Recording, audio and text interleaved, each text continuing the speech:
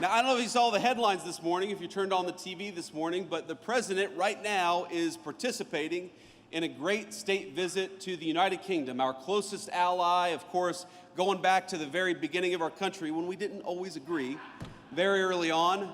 But pretty much since then, they've been very close friends of the United States, about 200 years, our most important ally in the world. And the president is over there, and somebody asked me, would you rather be in England celebrating the state visit? I said, no, I'd rather be right here in the great state of Michigan where people are grilled and great products for the American people.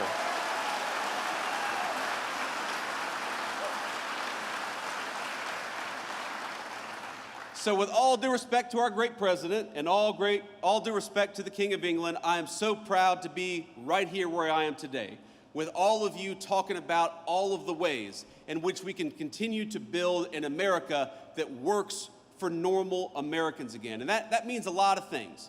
Part of making this country work for you all is making sure you're safe in your communities and safe in your streets.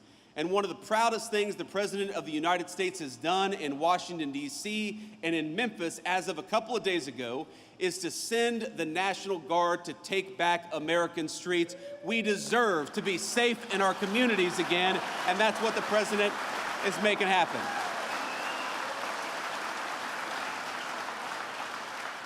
And it's so funny, you go to these places and, you know, the TV cameras, very often the fake news media, all due respect to the fake news, we love them, even when we don't. They show up in these places and they put a microphone or a camera in front of somebody who they assume is a Democratic voter, and they say, what do you think about Donald Trump deploying these people to your city? And every single person says, it's a great idea. I just want to be safe, and we're glad the president is making that happen. So my one message to Governor Gretchen Whitmer here in the state of Michigan is, oh, come on. My one message to Gretchen Whitmer is, look, the city of Detroit we know has got some serious crime problems, and we know that it's the people in Detroit who suffer the most when crime is allowed to run rampant all over city streets. Gretchen, we are happy to send the National Guard to Detroit, Michigan. All you got to do is ask.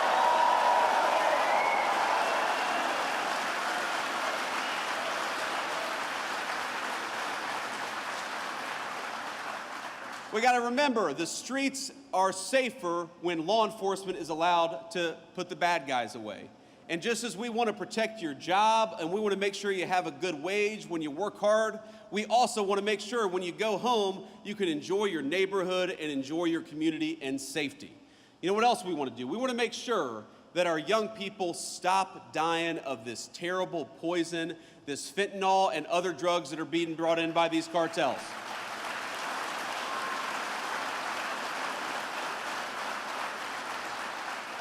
And I'll tell you a little story. I was talking to our great Secretary of Defense probably about a week and a half ago. And this was right after we lit up a narco-terrorist boat that was trying to bring drugs into the United States of America. And I got to tell you,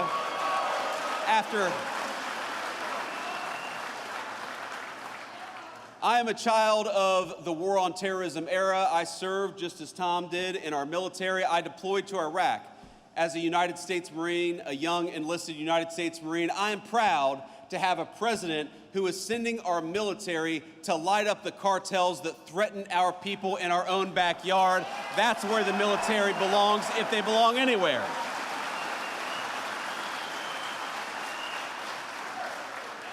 So I was talking to I said Secretary of Defense, but our new Secretary of War, Pete Hegseth. And I was talking to Secretary Hegseth, and you know what he said? He said, you know what, Mr. Vice President, we don't see any of these drug boats coming into our country. They've completely stopped. And I said, I know why.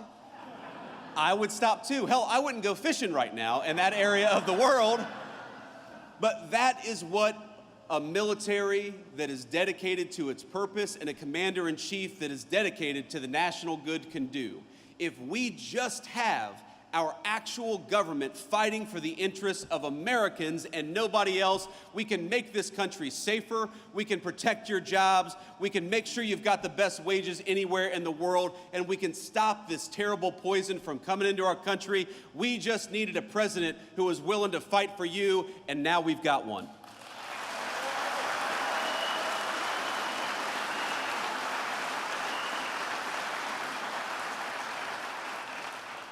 So let me leave you with this final thought here. Look, I grew up in a community. You heard Secretary Chavez de Remmer mention this, that I grew up in a community where the American dream seemed to be disappearing, where the jobs were getting shipped overseas, where the factories were closing down. I remember driving around my hometown of Middletown, Ohio, and we'd see some abandoned factory, and my grandfather would tell me what used to happen there, what good jobs used to happen there, what good wages used to provide for families there, and I remember thinking, why is it like this? Why have our leaders ignored us for so long? Why are factories closing instead of opening up? Why are good jobs going to China when American workers deserve good jobs right here at home? And the answer was bad leadership. Just as our leadership chose crime, they also chose to ship your jobs overseas. Just as they chose to send our young men and women to foreign wars all over the world, they refused to stop the cartels that were operating right here in our backyard. And I believe our sacred promise and our sacred duty is to make this country even better for the next generation than it was for the generation that came before. That is why we're doing the things that we're doing. But I want to tell you, I'm never going to forget where I came from. I am never going to forget that I was a little boy who was worried about why the jobs were disappearing. I'm never going to stop fighting for the auto workers to have good jobs right here at home. I'm never going to stop.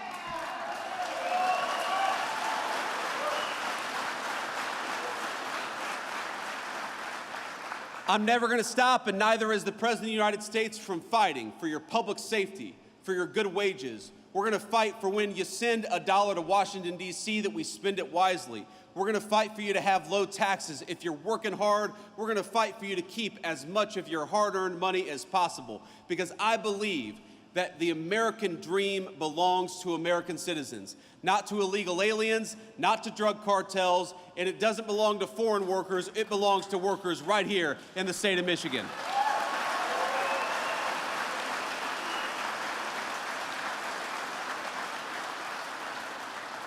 So I hope you remember, when you're voting in 2026, you have a choice between somebody who tried to fight for the illegal aliens and somebody who tried to fight against the drug cartels. You've got a choice between somebody who is trying to get good law enforcement officers to be able to do their job and those who demonized our cops and demonized our National Guardsmen. You've got a choice between politicians who shipped your jobs overseas and politicians who fought to keep good American jobs right here at home. Ladies and gentlemen, in November of 2026, we are going to have to make a choice. Let's make it for America, for our workers, and for our families. God bless you all, and thank you for having me.